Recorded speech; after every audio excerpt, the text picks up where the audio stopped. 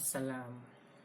Perkenalkan, nama saya Muhammad Syaudin Yarkasi, presensi 16 kelas 12 PMIA 3. Assalamualaikum warahmatullahi wabarakatuh. Alhamdulillahirabbil alamin, nahmaduhu wa nasta'inuhu wa nastaghfiruhu wa na'udzu billahi min syururi anfusina wa min sayyiati a'malina may yahdihillahu fala mudhillalah wa may yudlilhu fala hadiyalah. Asyhadu an la ilaha illallah wa asyhadu anna Muhammadan abduhu wa rasuluh.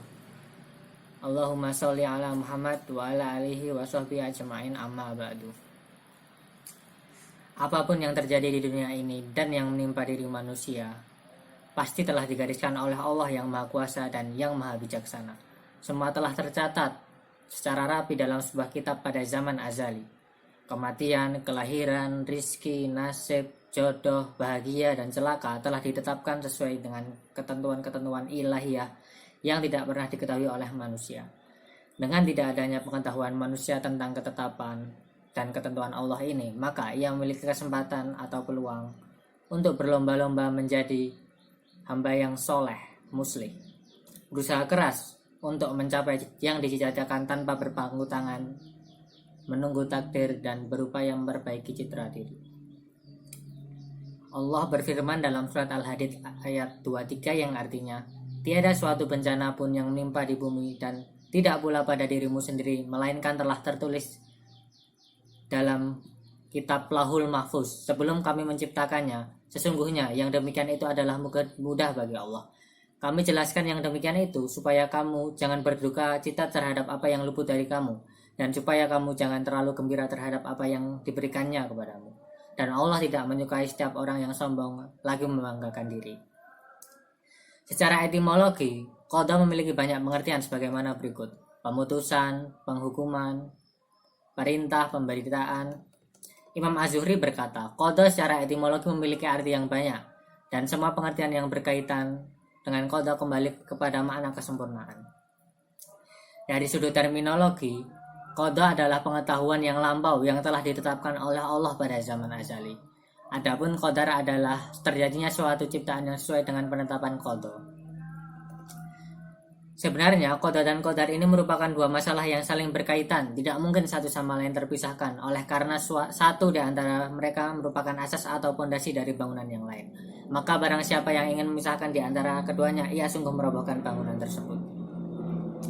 Beriman kepada qada dan qadar merupakan salah satu rukun iman, yang mana iman seseorang tidaklah sempurna dan sah kecuali beriman kepadanya. Ibnu Abbas pernah berkata, qadar adalah nizam, aturan tauhid. Barang siapa mentauhidkan Allah dan beriman kepada qadar, maka tauhidnya sempurna.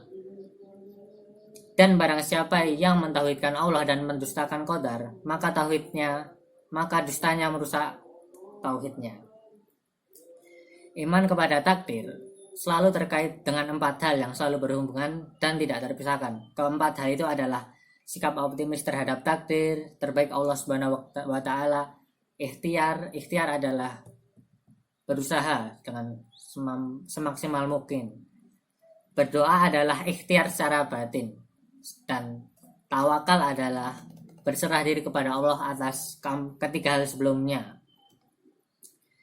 Macam-macam takdir. Mengenai hubungan antara qada dan qadar dengan ikhtiar, doa, dan tawakal ini, para ulama berpendapat bahwa takdir itu ada 2 macam, yaitu ada takdir mu'alaq dan takdir mubram.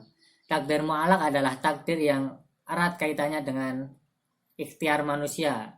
Misalnya seseorang bercita-cita menjadi dokter, ia lalu sekolah belajar dan tekun, dan pada akhirnya ia mendapatkan cita-cita tersebut, ia menjadi dokter. Yang kedua ada takdir mubram. Takdir mubram adalah takdir yang terjadi pada diri manusia dan tidak dapat diusahakan, diubah, atau ditawar lagi oleh manusia.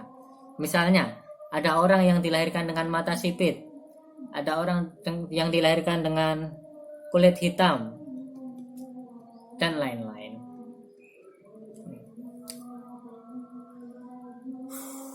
Muslim yang meyakini akan qada dan qadar, Allah Subhanahu wa Ta'ala secara benar akan melahirkan buah-buah positif dalam kehidupannya. Ia tidak akan pernah frustasi atas kegagalan atau harapan-harapan yang lari darinya. Dan ia tidak terlalu berbangga diri atas kenikmatan atau karunia yang ia dapatkan. Sabar dan syukur adalah dua senjata dalam menghadapi segala permasalahan hidup. Dr. Umar Sulaiman Al-Asqor dalam kitab Al-Qadar wa Al-Qadar menyimpulkan bahwa beriman terhadap qadar sebagai berikut. Pertama, jalan yang membebaskan kesirikan. Kedua, tetap istiqomah. Terdapat dalam firman Allah surat Al-Ma'arij ayat 19-22. Sesungguhnya manusia diciptakan bersifat keluh kesah, lagi kikir. Apabila ia ditimpa kesusahan, ia berkeluh kesah, dan apabila ia mendapat kebaikan, ia amat kikir, kecuali orang-orang yang mengerjakan sholat. Yang ketiga, selalu berhati-hati. Dalam firman Allah surat Al-A'raf ayat 99 yang artinya, maka apakah mereka merasa aman dari azab Allah yang tidak terduga-duga? Tiada yang merasa aman dari azab Allah kecuali orang-orang yang merugi.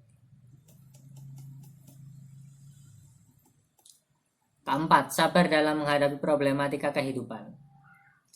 Demikian ceramah agama yang dapat saya sampaikan pada kesempatan ini.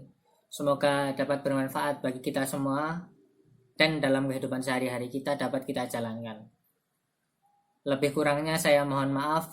Kelebihan yang benar dan kelebihan segala datangnya dari Allah yang maha benar, dan yang salah, hilaf atau keliru itu datangnya dari saya pribadi sebagai manusia biasa yang tidak luput dari dosa dan hilaf, salah. Akhirul kalam, subhanaka Allahumma wa bihamdika asyhadu alla ilaha illa anta astaghfiruka wa atubu ilaik. Wassalamualaikum warahmatullahi wabarakatuh.